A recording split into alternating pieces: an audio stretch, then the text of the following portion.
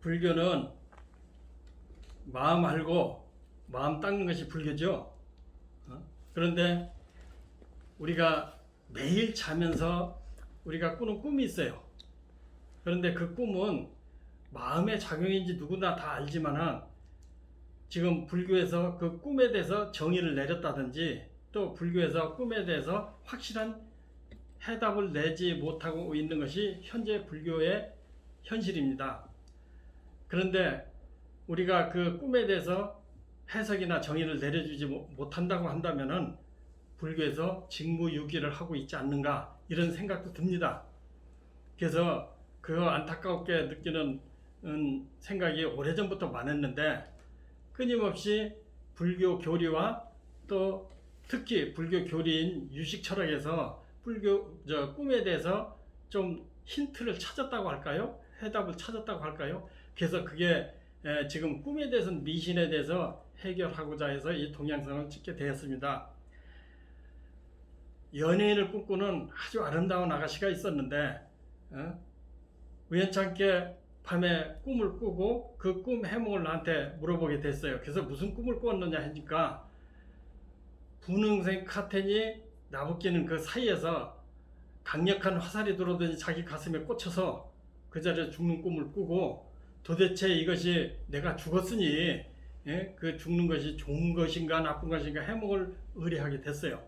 그래서 내가 그 꿈을 해몽하기를 분홍색은 사랑의 연정 또 사랑하는 마음 또 애정을 표현하는 색이기 때문에 아주 강력하게 사랑하는 일이 생기겠구나.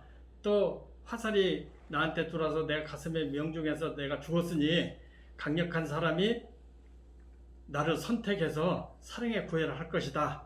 그런데 내가 죽었다는 것은 내가 그 승락을 의미하기 때문에 당신은 아주 멋진 사랑을 하고 연애를 하다가 아주 멋진 결혼 생활을 하게 될 거다. 그렇게 해몽을 해줬는데 그 후에 1년 후에 그 여인은 멋진 남자를 만나서 정말로 사랑하다가 결혼한 것이 확인이 됐습니다. 이렇게 똑같은 꿈이지만은 이렇게 해석의 차이로 죽었다는 데 대해서 사람은 근심하나 왜 오히려 죽었다는 것은 결론이 됐다.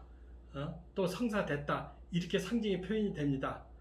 또 꼭 이런 사례는 아니지만은 우연찮게 어떤 사람이 전화가 와서 창문을 열고 바깥을 보니 아파트들이 쭉 서 있는 꿈을 꿨는데 그 꿈은 무엇인가요? 그리고 그 옆에 우리 남편이 삼 하는 소리를 듣고 잠을 깼습니다.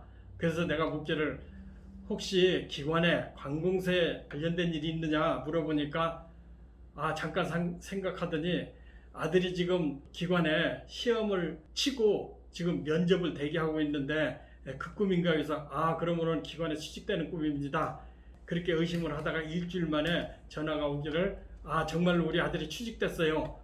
근데 그 3이라는 숫자는 어떻게 얘기를 하는가요? 그래서 면접까지 3차례 과정을 거쳐서 취직이 되는 꿈입니다. 그런데 어떻게 해서 창문을 열었는데 건물이 보이고 하는데 어떻게 그것을 알아맞힐 수가 있나요? 그렇게 또 묻기에 그 모든 건물은 관공서의 상징이 되고 그렇기 때문에 취직이 된 걸로 하니까 사람들이 깜짝 놀라는 그런 사례가 있었습니다. 그래서 꿈은 이렇게 해석하는데 상징이 그렇게 중요하다는 것을 표현하고 있습니다. 그런데 우리가 옛날에는 그렇게 큰 건물이 없기 때문에 관공서는 보통 계야집이나 큰 궁궐이나 이렇게 상징이 돼 있지만은 지금은 관공서가 큰 건물에 있기 때문에 그 건물을 관공서로 표현했습니다. 이렇게 꿈에 참 신비한 것을 상징의 이치만 알면 풀어지는 원인이 여기에 있습니다. 그리고 이 꿈 얘기를 서두에서 이렇게 말씀을 드렸지만은 우리가 출가한 이유가 여러 가지가 있는데요. 스님들한테 많은 사람이 묻기를 스님들은 혹시 실현해서 출가하지 않았나? 또 그렇지 않으면 무슨 사인이 있어서 출가하지 않았나? 그렇게 묻는 경우가 참 많이 있습니다. 근데 우리도 사실은 실현도 해보고 뭐 하던 일에 실패도 해보고 또 좌절도 겪고 해가지고 출가를 했는데요. 그런데 실현을 하고 하던 일에 좌절을 겪고 했는데 나 자신을 냉정하게 분석해 볼 때 큰 학벌이라든지 큰 재물이라든지 또 부모의 큰 백그라운드 있는 것이 아닌데 또 세상에 욕망 성취하고 싶은 것은 많았습니다. 그런데 그 부분에 대해서 성취하고자 하는 것은 딴 일반 사회에서는 성취할 수 없겠구나 하는 마음을 많이 갖고 있었는데 대전에 이동원 선생이라고 있었는데 그 양반한테 한학과 또 역학을 공부하기 시작했어요. 근데 그 집에 오대산 월정사 조실로 계시는 탄학 큰 스님께서 자주 놀러 오셨어요. 그 양반 평가하기를 대전의 이동원 선생이야말로 학문에 제가 가서 중에 최고라고 인정해 준 선생이 있었습니다. 그래서 그분한테 공부하러 다니다가 그 선생님이 탄원 스님에게 추천을 해서 제가 출가된 동기가 있었는데 그 탄원 스님을 만나기 얼마 전에 꿈을 꿨는데 아니 우연찮게 내가 박정희 대통령 손금을 봐주는 꿈을 꾸고서는 그때는 몰랐었는데 지금 생각해 보면은 탄원 스님을 만나는 큰 인연이 아니었나 그 꿈으로 해석이 지금은 됐습니다. 그래서 오대산 월정사로 출가하게 되는 동기가 되어 있습니다. 그래서 출가하기 전부터 역학과 또 꿈에 대해서 관심을 많이 가졌었는데 또 탄원 스님께서는 그 당시에 예언의 최고라고 많이 알려져 있었죠. 그런데 탄원 스님께의 딴 스님들은 꿈을 연구하고 사주를 연구하고 역학을 연구하는데 상당히 지탄을 했으나 탄원 스님 보호 아래 또 탄원 스님의 시봉을 하면서 역학과 꿈과 미래학을 공부하게 되었습니다. 그런데 이건 출가의 변을 잠깐 설명을 하고 또 제 아는 신도가 하루는 꿈을 꿨는데 대문 앞에 어떤 거지 같은 아줌마가 들어오는데 왜 남의 집에 들어오냐고 몽둥이로 한 번을 쳤는데 죽어버렸어요. 그러니까 보통 사람은 야 큰일 났다고 생각하지 않겠어요? 그런데 때려서 죽인 것뿐이 아니고 그 시체로 토막을 내가지고 마당에 여러 군데 땅에 묻고서는 쉿 하고 말았다는 그런 꿈을 꾸고서는 벌벌 떨면서 진짜 무서워서 벌벌 떨면서 이게 무슨 조화냐 나한테 엄청나게 불행이라도 닥치지 않느냐 그런 생각을 하고 꿈 해몽을 의뢰했었어요. 그래서 우리는 해석하기를 어떻게 했느냐 좀 쉽게 생기는 돈이다. 쉽게 생기는 돈인데 제법 큰 돈이다.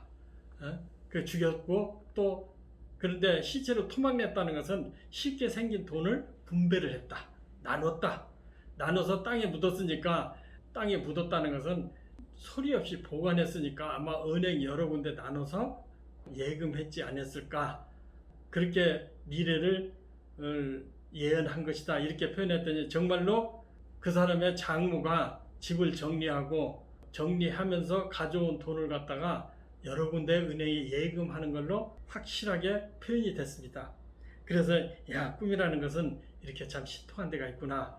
또 틀림없이 미래를 표현하고 있구나 하는 것을 확인하는 계기가 됐습니다. 또 어떤 사람은 남편이 꿈에서 자기 어머니를 그러니까 시어머니를 죽이는 꿈이죠. 죽이는 꿈을 꾸고 그 시체를 갖다가 허둥지둥 겁이 나니까 시체를 산에다 묻는 꿈을 꿨다고 저한테 해몽을 요구했습니다. 그런데 내가 해석하기로는 그 사람은 평생 운동권에서 운동하다가 병번한 취직자리 하나 없어가지고 방황을 하다가 우연찮게 취직이 됐는데 그래서 묻기를 산 꼭대기에다 묻었느냐 중턱에 묻었느냐 중턱에 묻었다고 그 얘기를 들었어요. 그래서 최고의 자리는 아니래도 국영기업체에 감사 내지는 중역으로 취직됐다고 설명을 해줬는데 정말로 국영기업체 감사로 취직된 일이 있었습니다. 그러니까 우리가 평상시에 알고 있는 상식과 꿈의 해석은 완전히 다를 수가 있어요.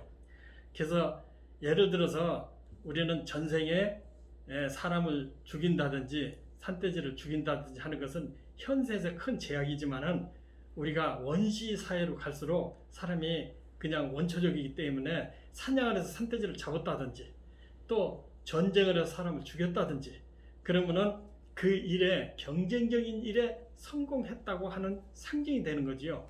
그러니까 여러분들 잘 알다시피 노래에도 뭐 죽여주네 하는 노래가 있습니다. 뭐 이뻐서 죽여주네, 뭐 옷을 잘 입어서 죽여주네, 또 아름다워서 죽여주네.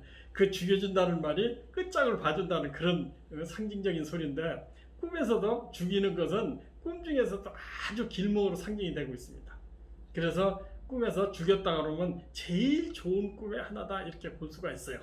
그래서 남편을 죽였다든지 또 자식을 죽였다든지 또 가장 사랑하는 사람 죽였다는 것은 그 애착가는 문제가 해결됐다는 상징이기 때문에 거기에서 꿈에 대해서 그 불안한 마음을 가질 수가 없고 오히려 아주 큰 재물과 명예를 얻을 수 있고 권리를 얻을 수 있는 해석이 된다고 볼 수가 있습니다.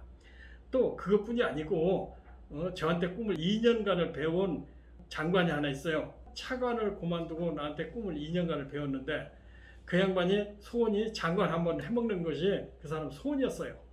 근데 어느 날 우리 사무실에 러시아 농부, 그러니까 러시아 농부 대가리가 내 책상 위에 하나 있는 것을 보고, 야, 이거 엄청나게 길몽인데 이게 누구 꿈일까? 내가 장관 될 일은 없고 내가 출세할 일은 없는데 나하고 인연된 사람이 크게 출세하겠구나, 그렇게 생각해 보니까 나한테 꿈을 배운 사람, 그 사람이 아닐까. 그래서 그 사람한테 전화를 해서 당신 장관 되겠다고 했더니 정말로 장관된 사연이 있습니다. 그 MB 정권에서 장관한 사람인데 러시아 농부 대가리이기 때문에 러시아 사람은 우리 불교 조계종이 아니고 또 정부 산하고 또 농부이기 때문에 농림축산부 장관이 되신 분이 있는데 그분의 꿈을 대신 꿔준 것으로 볼 수 있습니다. 그래서 꿈이라는 것은 태몽과 또 과거의 역사적인 사례를 보면 남의 꿈도 꿔주는 경향이 참 많이 있죠. 그런 부분을 대해서 꿈으로써 여러 가지 알 수 있는 부분이 있는데 이거 다 뭐냐? 우리 마음의 작용이라는 거. 그러면 우리 불교에서는 마음을 알고 마음 닦는 것을 내가 재련하지만은 이것을 그대로 꿈에 대해서 방치해놓고 불교에서 한마디 하지 않는다면은 그 직무유기에 해당되지 않겠어요?